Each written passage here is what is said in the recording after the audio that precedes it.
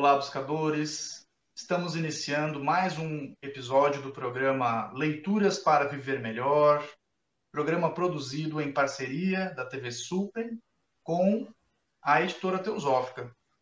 TV Suprem, que é o canal de comunicação da União Planetária, canal 2 da NET.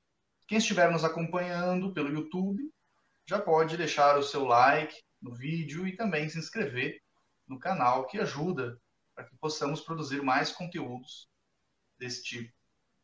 E hoje vamos conversar com a Jennifer Soar, que está lá em Santa Catarina, em Ibirama.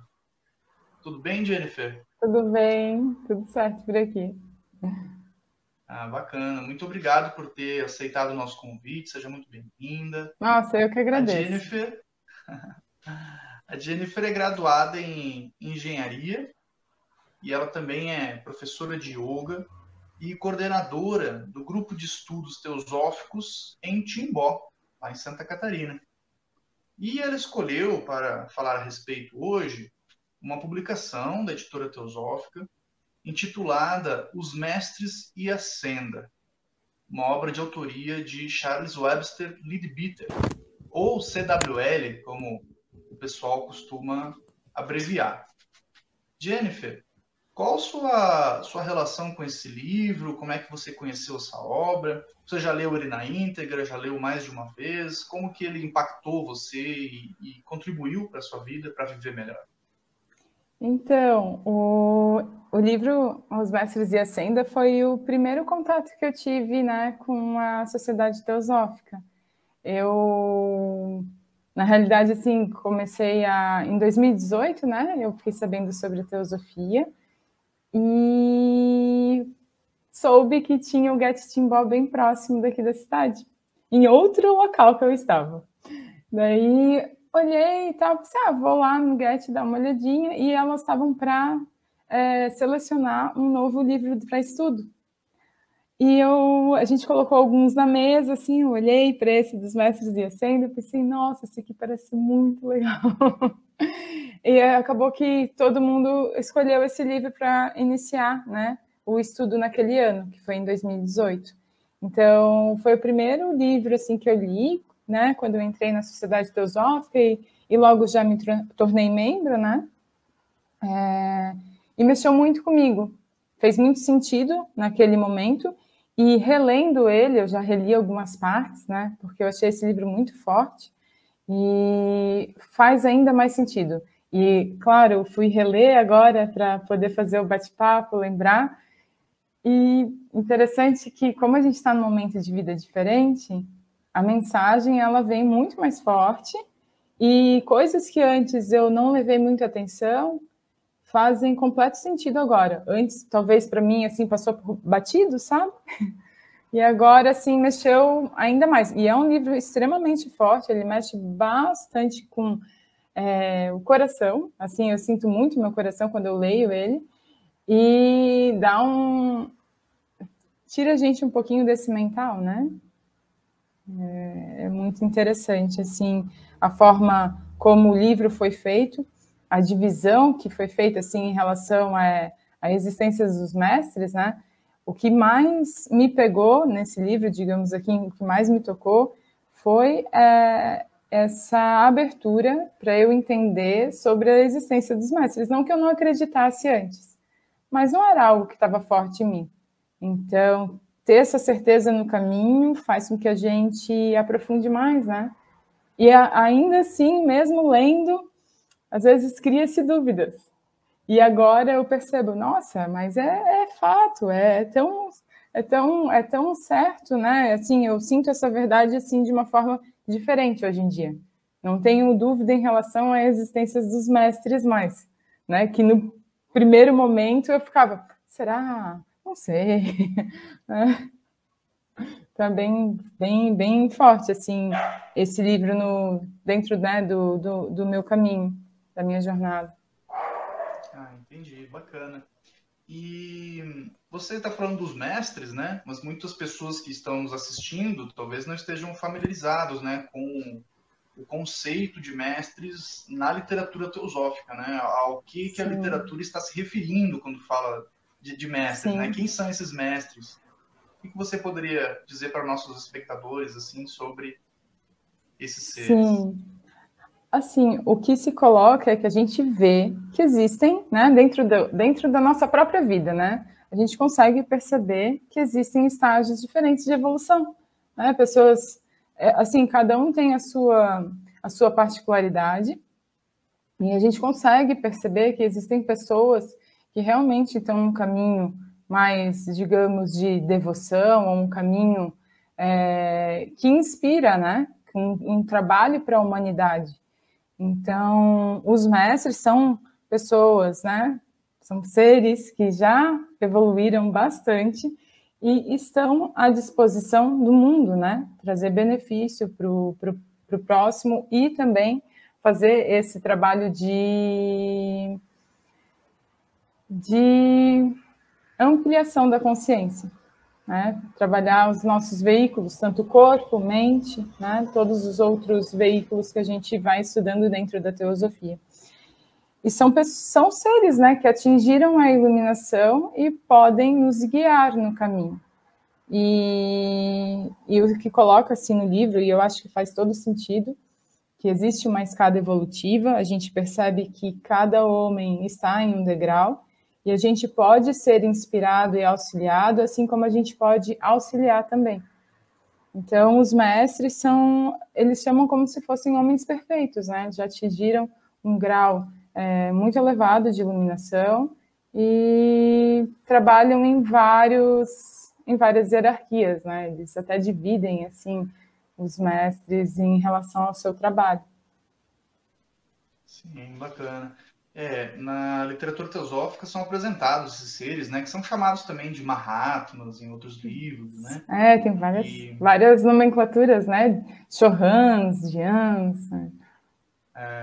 E nos outros livros a gente percebe que são apresentados muito poucas informações sobre eles, né? Até existe a obra As Cartas dos Mahatmas para Pessinit, que são 2 volumes, inclusive, que ali a gente consegue ter uma ideia mais ampliada, né? Mas os livros escritos pelos os autores relacionados à história da sociedade teosófica, geralmente eles não apresentam tantas informações, né? E o Leadbeater, talvez esse seja o livro que mais tenha informação sobre esses personagens icônicos, assim, da literatura teosófica. Eles são muito importantes, né, para a gente compreender da onde vem, né, essa sabedoria que Helena Blavatsky teve acesso e que depois outras pessoas também tiveram acesso a eles e depois outros autores embasados nos livros escritos por esses pioneiros, né, do movimento teosófico acabaram desenvolvendo e apresentando para a nossa sociedade no nosso momento atual, né? Jennifer, esses mestres a gente já está começando a entender, né? Que ainda não conhece, né? O que seriam. Então, seriam seres humanos que atingiram um grau evolutivo. Alguns chamam de homens perfeitos ou homens livres, né? Livres do efeito do karma. Então, seriam pessoas que já não seriam mais impulsionadas por aquele turbulhão de emoções e desejos. Pelos desejos mundanos, né? Que conduz, né, a maioria de nós. E agora, e essa senda? Que senda seria essa, né? Isso também acho que é uma pergunta de muitas pessoas que não conhecem o livro, né? Que senda é essa que o Leadbeater está apresentando para nós? Na realidade, a senda, né, o caminho, ele é uma escolha. Ele é uma escolha, né? E com certeza, todos nós estamos evoluindo, até porque a vontade, né, a gente fala, a vontade do divino, a vontade de Deus é a evolução. Então, assim, o caminho, na realidade, é despertar essas qualidades divinas que já residem em nós, né? Trazer para a consciência e se colocar, né, à disposição para ser realmente um canal de amor. E às vezes a gente pensa, mas como? Eu separei uma frase que eu achei muito legal, né, para quem está iniciando aí no caminho, que eles falam que a senda, ela está aberta para aqueles que querem conhecer e aproximar-se, né, mas o homem que aspira, né, se aproximar aí dos mestres, apenas pode alcançar se tornando altruísta. a gente pensar simples assim, não é tão simples se tornar altruísta, né? Existem várias práticas e até ao mesmo tempo que a gente fala como existem várias práticas, existem vários caminhos dentro dessa senda, né? E para cada temperamento humano. Então, a mensagem que eu achei bem legal, que é assim, que vem dos mestres, foi essa aqui, eu separei, eu achei muito bacana. Ó, trabalhe, faça o que puder para ajudar o progresso da humanidade à maneira dos mestres. Comece com o que você tem como oportunidade e o que é capaz de fazer, que pode ser qualquer coisa pequena externamente, a princípio. Então, tu vê que se tu tem vontade e tu vai se pôr à disposição, quando existe comprometimento, as coisas fluem.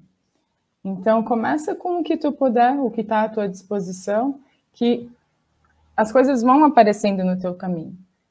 Estamos conversando hoje com a Jennifer Soar, que está lá em Santa Catarina, e estamos falando sobre a obra Os Mestres e a Senda, de Charles Webster Leadbeater, publicação no Brasil pela Editora Teosófica. Nós iremos para um rápido intervalo e voltamos daqui a pouco. Até já. Uhum.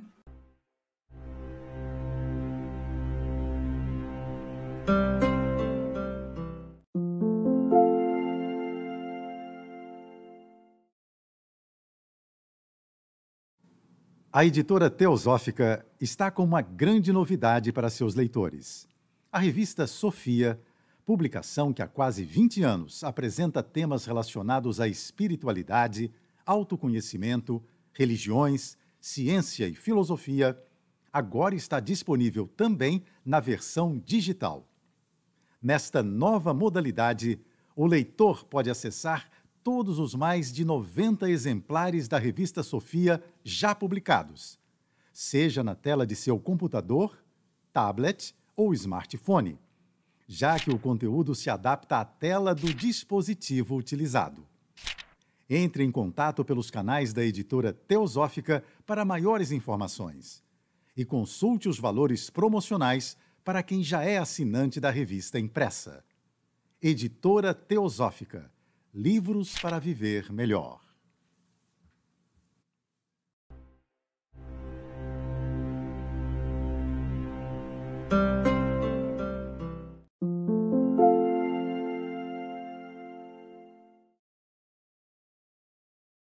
Estamos de volta, programa Leituras para Viver Melhor, hoje conversando com a Jennifer Soar, lá de Santa Catarina, sobre a obra Os Mestres e a Senda, de autoria do Charles Webster Leadbeater, publicação no Brasil pela Editora Teosófica. Jennifer, tem algum trecho dessa obra que você tenha separado para trazer para os espectadores, né, que ainda não conhece o livro? Muitas vezes é interessante. Uhum. Eu separei aqui um trechinho que fala sobre as 3 portas, sobre a senda mesmo, né? Porque primeiro ele fala assim, que qual que seria a atitude do discípulo, né? Que teria que ter um esforço mesmo, né? No sentido de desenvolver o próprio caráter e também o altruísmo, para se pôr à disposição da humanidade. E daí ele fala sobre essas 3 portas, como iniciar. E daí tem um poema aqui que eu separei que ele fala assim: 3 portas há para o tempo: saber, trabalhar e orar. E aqueles que esperam do lado de fora do portão podem entrar por qualquer um dos 3 caminhos. E quais são eles? Saber, trabalhar e orar. Então, pelo autoestudo, pelo conhecimento, né? Pelo trabalho mesmo, que a gente até no yoga chama de Karma Yoga, né? O saber de Gnana Yoga, e o orar, que seria o Bhakti Yoga. Então, existem esses 3 caminhos. Não são, né? Não somente assim, falando o básico, né? Mas seria para desenvolver mesmo a sabedoria, a vontade e o amor. Essas 3 qualidades divinas, né? Então, sempre houve esses 3 caminhos. A gente pode perceber isso não somente dentro do yoga, mas também nas religiões, né? Nas grandes religiões. Outros autores apresentam como aspectos da Trindade, né? Acho que o próprio Levi-Wither apresenta dessa maneira em algum texto. Então, diz Helena Blavatsky que são os 3 aspectos do Logos. Então, a vontade, a sabedoria e o amor, né? Primeiro aspecto, segundo aspecto e terceiro aspecto. E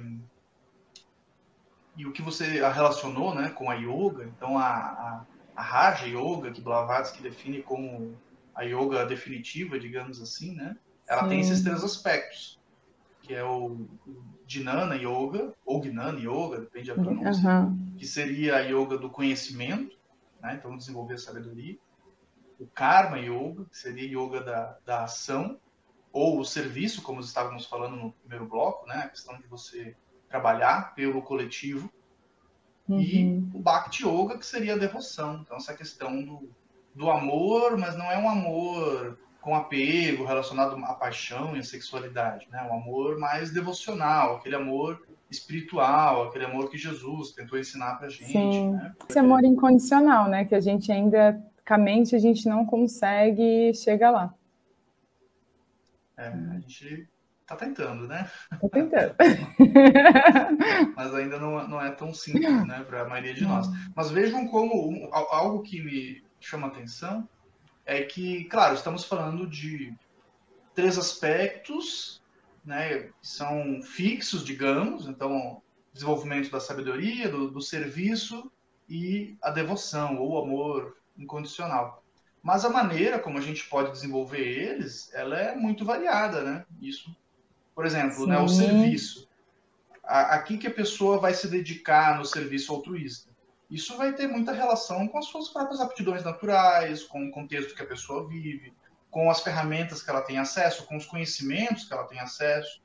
Então a gente nota que, apesar de existir uma senda bem definida, a maneira como nós iremos nos relacionar com ela é muito de pessoa para pessoa, né? É muito personalizada, digamos assim, né? Cada um vai focar nas suas aptidões, ou existem várias interpretações para essa palavra, né? Mas muitas filosofias interpretam como o nosso Dharma, né? Que seria colocar em ação a nossa vocação, as nossas habilidades inerentes da nossa alma, né? Nessa vida.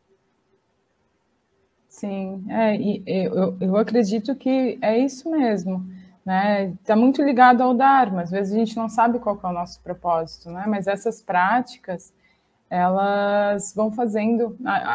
Aí eles falam muito da meditação, né? Então, até mesmo essas práticas, elas vão auxiliar nesse contato com a nossa essência, para que tu entenda qual é o teu Dharma, né? Nesse momento de vida que estamos. Então, até mesmo as experiências, elas vão desenvolver muito o nosso caráter também, né? Sim. E eu percebo muitas vezes, nós temos uma aflição, né? Eu já tive muito essa aflição, e volta e meia a gente tem de novo, de não estou fazendo o suficiente, né? A gente sempre acha que nunca é suficiente, né? O que a gente está fazendo, né? Nunca é bom o bastante, mas a gente tem que perceber que, na verdade, em cada momento da nossa vida, nós iremos fazer o que estamos aptos a realizar, né? Então, claro que quando eu tinha 20 anos de idade, o meu contexto era diferente do que é hoje, e que é diferente do que quando eu tiver 50, 60 anos, e vai ser diferente da minha próxima reencarnação. Então, de fato, né, talvez seja perda de tempo nós nos compararmos, às vezes, aos outros, né? Muitas vezes a gente projeta em outra pessoa, a gente fica, mas fulano faz muito mais do que eu, ou faz muito melhor, né? Isso sempre irão aparecer pessoas que aparentemente, ou de fato, fazem muito mais do que nós, e têm habilidades que nós não temos, assim como nós temos habilidades que outras pessoas não têm, que essa outra pessoa não vai ter. Então, acho que é muito importante também nós nos livrarmos, né, desse sentimento de culpa que muitas vezes está impregnado na nossa cultura ocidental, judaico-cristã, né? Então essa questão de nos sentirmos culpados, Porque é uma culpa que só nos paralisa, né? Nos impede de agir naquilo que nós poderíamos agir. E, na realidade, a gente também não está sozinho nesse caminho, né? Eu acho que quanto mais a gente desenvolver a sabedoria, a vontade e o amor, mais a gente vai entender que esse processo é um processo de colaboração, é um processo de cooperação, que uma pessoa está ali, assim, eu não sei fazer tudo, não sei mesmo. Então, eu tenho uma outra pessoa que está ali me auxiliando, né? Por isso que ele fala muito dos estágios de evolução. A gente pode auxiliar e ser auxiliado, olha só a beleza disso, né? E daí um pouquinho da culpa e da cobrança sai também. Porque, assim, às vezes a gente sente assim porque falar homens perfeitos. Daí a gente já pensa, nossa, eu tenho que me tornar perfeita, né? Então, acaba que com o desenvolvimento dessas qualidades, a gente percebe que o caminho, ele é para ser feliz, é para criar uma liberdade, e não para gerar essa cobrança excessiva e nenhuma culpa, né? Tanto que no próprio livro fala sobre os aspectos em relação à irritabilidade, egoísmo, como que isso influencia na nossa aura, né? Na nossa e todos esses registros vão ficando. Então eles até falam que para tu se aproximar do mestre, essas tendências elas têm que ser apaziguadas. Enquanto tu está muito nesse modo reativo, a aproximação com os mestres elas não vai acontecer, porque tu acaba também, tu vai estar conectado com o mestre. Claro que ele não vai ser tão influenciado pela nossa energia, mas se tu não estiver apto, né, para se aproximar realmente, isso não vai acontecer naquele determinado momento. Talvez tenha que trabalhar um pouco mais alguns aspectos, né, em relação ao caráter, para que tu possa se aproximar mais, né, desses seres já tão desenvolvidos, assim, né, nesse sentido. Com certeza.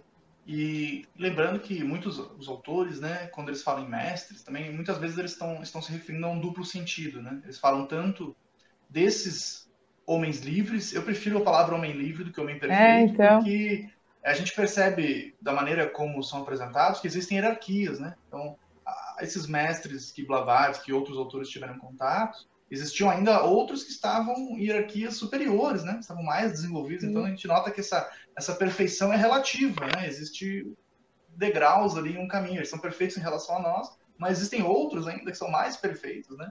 Eu gosto do termo homens livres, né? Então, eles são livres desse turbilhão que acontece dentro de nós. Então essa senda seria para que nós nos tornássemos iguais a eles. E para isso a gente tem que justamente, assim eu entendo, né, nós temos que nos colocarmos em movimento, um movimento interno e externo, para que possamos nos desenvolver. Então muitas vezes essa culpa, essa carga de culpa que nos paralisa, ela impede o nosso desenvolvimento. Então não seria o propósito, né, nós nos colocarmos uma cobrança mais do que a gente pode trabalhar, né, nesse momento. E esse termo mestre, lembrando que também se refere ao mestre interno, né? Então, aquele princípio espiritual que está em todos nós e que muitas vezes nós não deixamos ele se manifestar, né, durante a vida. É isso aí.